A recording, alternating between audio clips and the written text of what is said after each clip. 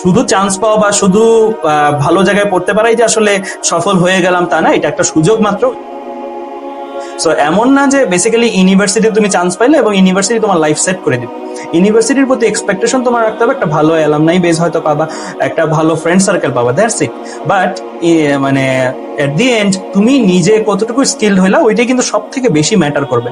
তো তোমরা যে টাইমে বের হবে, বিশেষ করে এখন যারা এইচএসসি তে আছো, হয়তো তোমরা 28, 29, 30 সালের দিকে বের হবে, তখনকার বাংলাদেশ বা তখনকার পৃথিবীটা কি এই পৃথিবী থাকবে? তুমি চিন্তা করো যে আমি কোন প্রফেশনে আছি। আমাকে যদি জিজ্ঞেস করতে বলতো 10 বছর আগে যে অপার তুমি কোন প্রফেশনে থাকবে 10 বছর পরে, এই যে আমি এখন অনলাইন এডুকেটর হিসেবে আছি, এটা যদি আমাকে টাইম ট্রাভেল করে বলে আসতাম, আমি নিজেই বিশ্বাস করতাম না আসলে এরকম একটা জিনিস সম্ভব কিনা।